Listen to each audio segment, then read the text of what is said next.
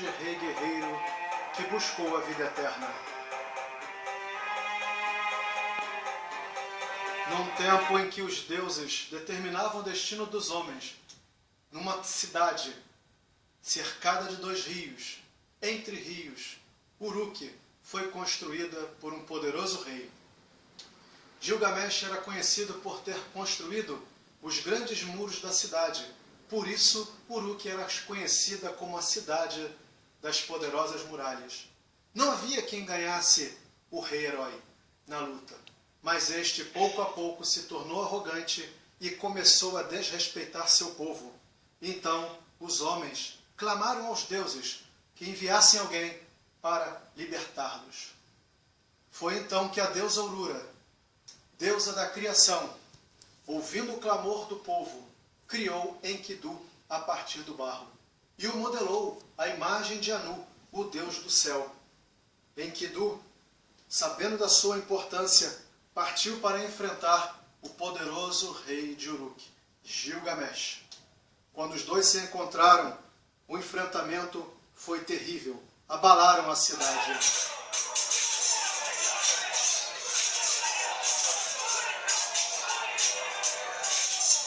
Mas a luta terminou sem vencedores. E por ironia, os dois se tornaram grandes amigos.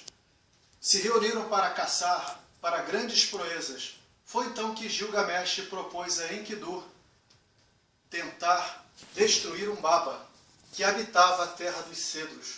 Umbaba era um feroz gigante que nunca havia perdido uma batalha. Enkidu, junto com Gilgamesh, pediram a ajuda dos deuses para enfrentar o grande monstro. Quando o encontraram na subida da montanha, os dois enfrentaram Umbaba. Shamash e alguns deuses tomaram partido de Gilgamesh e de Enkidu.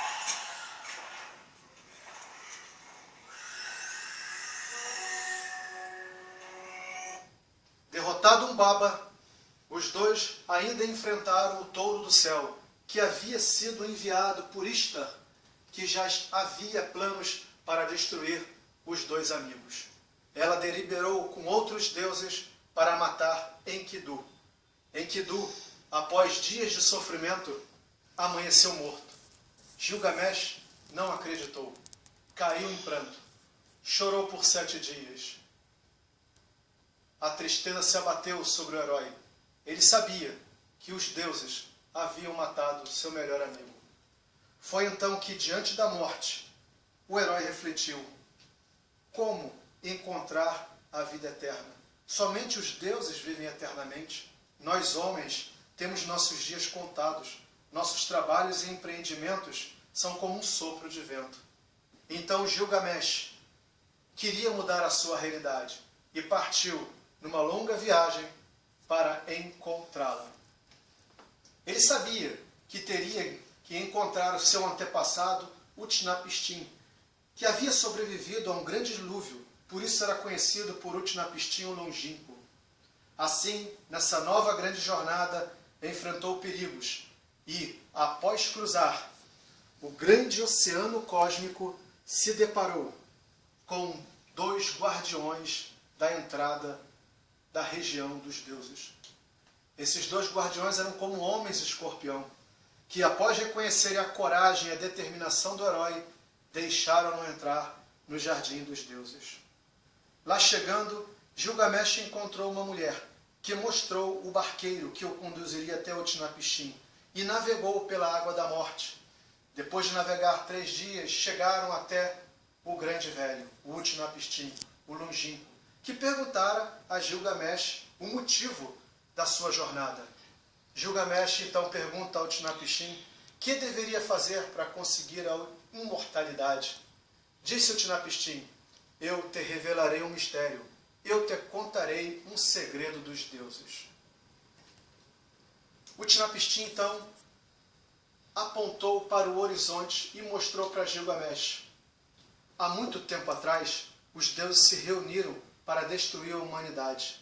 Apesar de nem todos quererem, muitos se reuniram e mandaram uma grande tempestade.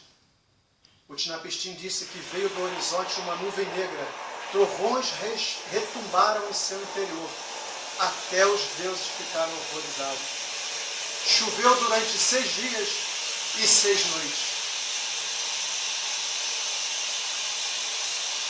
Na alvorada do 7º dia, a tempestade cessou.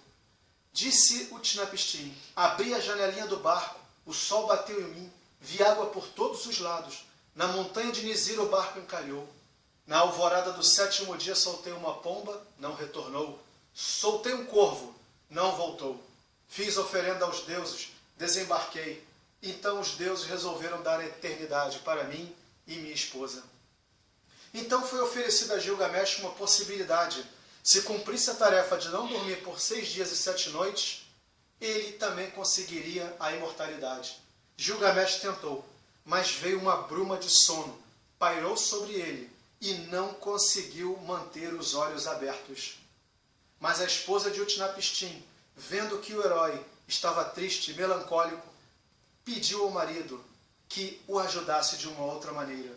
Utnapishtim chamou o herói e falou: Gilgamesh, se você conseguir, no fundo das águas, mergulhar, trazer uma flor que lá se encontra e comer dela, você vai ter a vida eterna.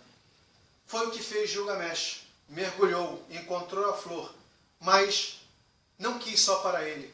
Resolveu voltar e dar também em Uruk para os seus amigos, amigos anciãos, que voltassem a ser jovens assim como ele.